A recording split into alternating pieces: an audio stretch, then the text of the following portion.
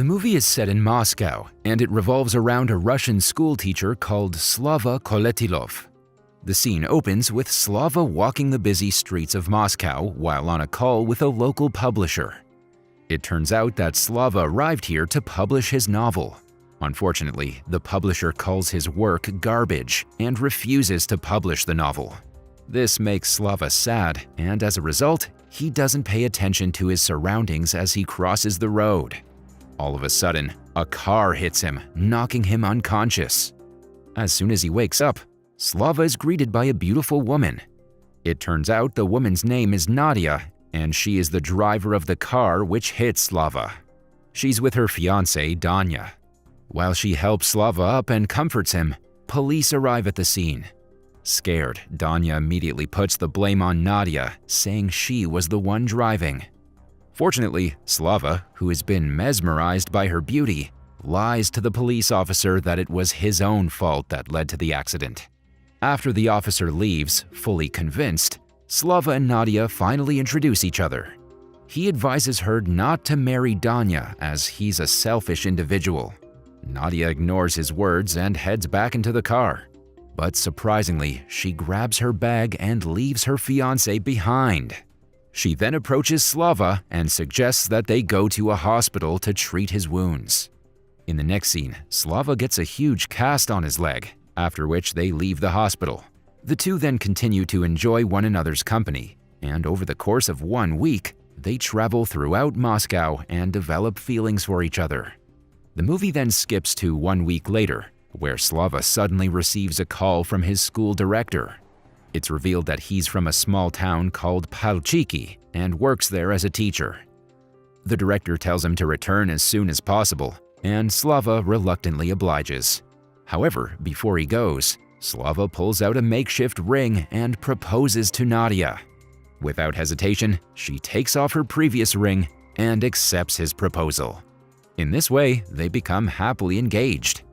The scene then cuts to 1 day before the wedding, where Nadia is trying on her wedding dress with the company of her mom. Meanwhile, Slava is back home and is teaching a class. As soon as the bell rings, Slava heads to the director's office to get his resignation letter signed by her. However, she refuses as the school is desperate for teachers. But this is not enough to stop our protagonist as he leaves without the letter. He goes straight to the station, where his train for Moscow is set to depart in 30 minutes. In the next scene, Slava arrives at the train station and finds an event being held. It turns out that a national Russian children's football tournament is going to be held for the next few days in Palchiki. Disregarding this, Slava tries to get to his train, but a railway officer stops him, saying the mayor is about to give a speech. To his surprise, the school director is also present and she calls for Slava. However, he avoids her and continues his way towards the train. Meanwhile, the mayor is interrupted by a man who turns out to be a sports committee examiner. It's revealed that the Palchiki team has players who are over the maximum age for the tournament, which is 12 years. Hence, as soon as the examiner approaches the team, their coach flees. Meanwhile, Slava reaches the train and ends up right behind the Palchiki team. Consequently, the sports examiner mistakes Slava for the team coach and orders him to make a new football team by tomorrow for the tournament. Slava is confused and shows his train ticket and passport explaining that he's not the coach and has a wedding tomorrow. He even calls the school director to confirm his claims, but she shockingly lies by saying that he is the coach.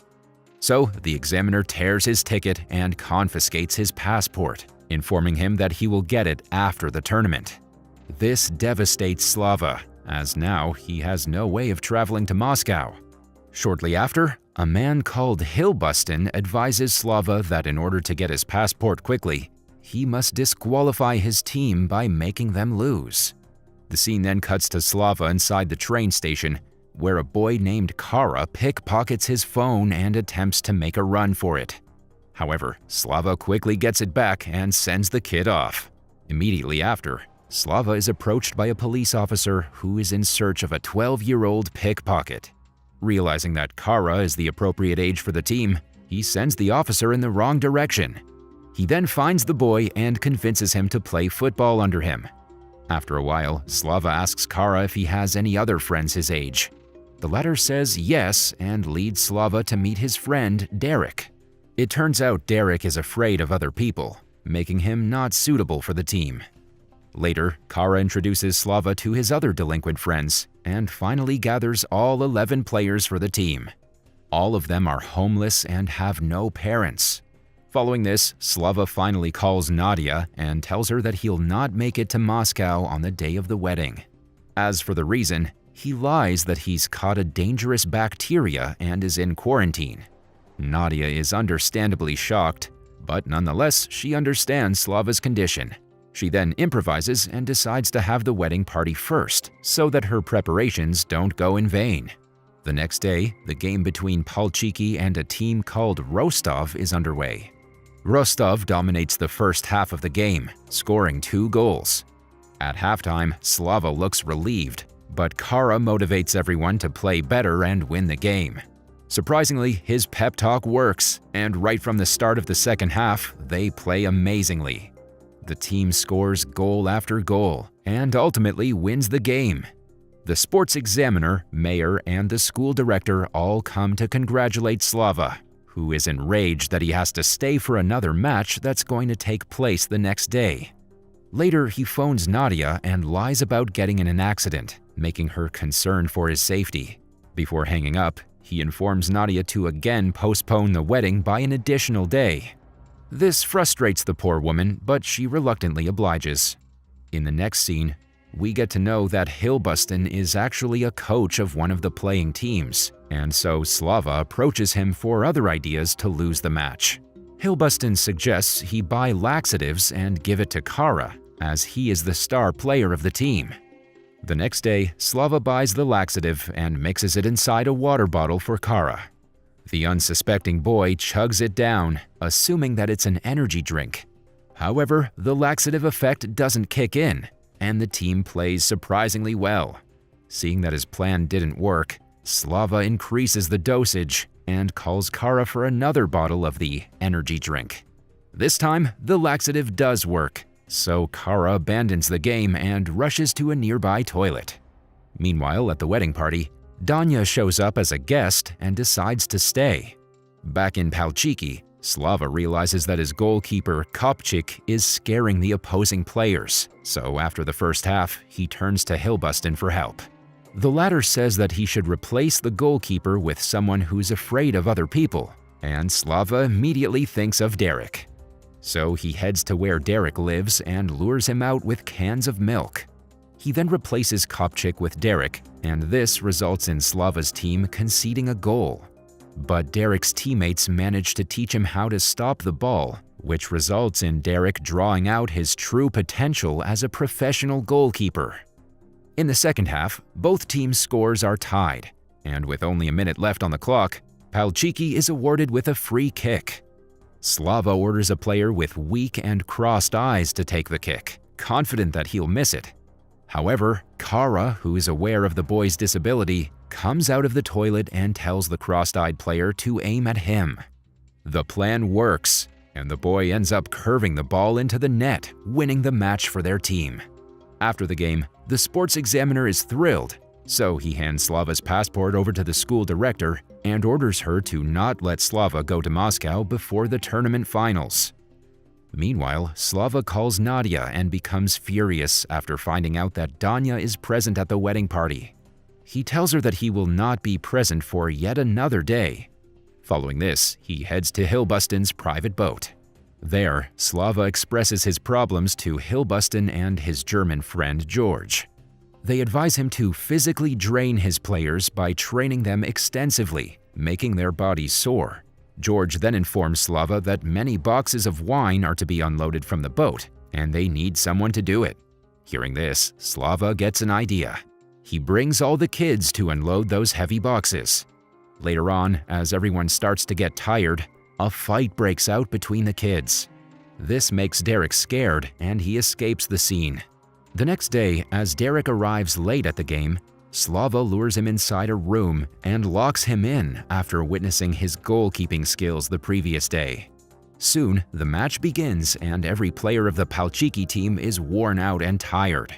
Hence, the team concedes 3 goals in the first half, crushing their hopes of winning. Later, as Slava drinks juice from a nearby stall, he hears someone crying in the distance and goes to check it out. It is none other than Kara, who has lost all hope in winning.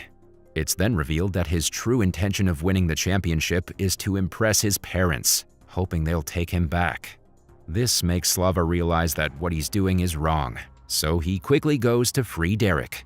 On the way, Slava bumps into Hilbuston and tells him that now they will play to win. This enrages the rival coach, and he threatens to expose Slava if he doesn't lose. However, our protagonist completely ignores Hilbuston and frees Derek. In the dressing room, Slava finds the kids changing into their normal clothes, ready to forfeit the game. As a result, he finally confesses everything that he's done. This enrages the kids so much that they all beat up Slava and knock him unconscious. When he wakes up, he's greeted by the school director, who hands him his passport and apologizes for everything. Kara then calls both of them to watch the match, as it turns out they've not backed out yet and are going to play. So Slava heads to the football pitch, leaving his phone inside the changing room with the school director. Meanwhile, Danya steals Nadia's phone to privately call Slava to talk to him. However, once he calls, the school director picks up and Danya is shocked to hear a woman's voice. He quickly hangs up and returns to the party, where he tells Nadia that she should call Slava and talk to him in front of everyone. Nadia obliges, and when she calls her fiancé's number, the director picks it up and explains the entire incident. She also apologizes for not letting Slava leave Palchik. Hearing all this, Nadia becomes upset and hangs up the phone. The scene then cuts to the game, where the Palchik team score 4 goals, securing their win and qualifying them for the finals. This overjoys Slava, and he finally celebrates with the team. Afterwards, he calls Nadia and again lies about his situation. However, it's revealed that she had trashed the wedding party after finding out that he had lied to her. So Nadia calmly tells him that she knows everything and switches off her phone. Slava is distraught, but nonetheless, he decides to train his team for the finals tomorrow. Meanwhile, a police officer finds out that many crates of expensive wine were stolen from a boat, and the surveillance footage is also gone. Slava then receives a call from Hilbuston, who summons him to the boat. Here we get to know that it was Hilbuston who stole the surveillance footage of that night. He shows Slava the tape of the kids unloading all the wine and blackmails him into losing the final match against his team. Hilbuston locks the surveillance disc inside a safe and keeps its key inside his pocket before sending Slava off. That night, the entire Palchik team gathers around and thinks of strategies for the finals. Just then, Slava remembers that Hilbuston always takes off his jacket if his team scores 3 goals. So he decides to let the kids concede 3 goals so that Slava can steal the safe key from his jacket. All the kids agree, and so the next day, when the game starts, they concede 3 easy goals. Unfortunately, Hilbuston doesn't take off his jacket, so Slava sends the school director to flirt with him. He eventually gives her his jacket, and the director slowly takes the key out and hands it over to Slava. After the first half, Hilbuston finally discovers that his key has been stolen. In the meantime, Slava sneaks onto the boat and successfully retrieves the disc from the safe. Now, with the problem out of the way, he calls the school director and tells her to make the kids play seriously. Then, Derek and Kara immediately get on the pitch and start to play properly, scoring 3 goals one after another. Meanwhile, Hilbuston reaches the boat and he, along with George, confronts Slava. Hilbuston then snatches the disc from him, while George attempts to keep him captive. However, Slava escapes and hangs onto the speedboat which Hilbuston tries to flee in. Suddenly, not paying attention to his surroundings, Hilbuston crashes the boat on the shore. Slava then quickly retrieves the disc and flees to the football pitch while being chased by Hilbuston. He then sneaks the disc inside the championship trophy, but soon after, Hilbuston figures it out. As he hurls himself towards the trophy, Nadia surprisingly pulls it away from him. It turns out that Nadia had come to Palchiki to verify whether or not what the school director said was true. She then supports Slava and hands him the trophy. At the same time, the Palchiki team scores the last goal, making them the champions of the football tournament. All the kids and Slava celebrate immensely over their huge achievement. In the final scene, we see Nadia and Slava finally get married. On the other hand, the kids have been put in a sports school where they prepare for their next championship matches.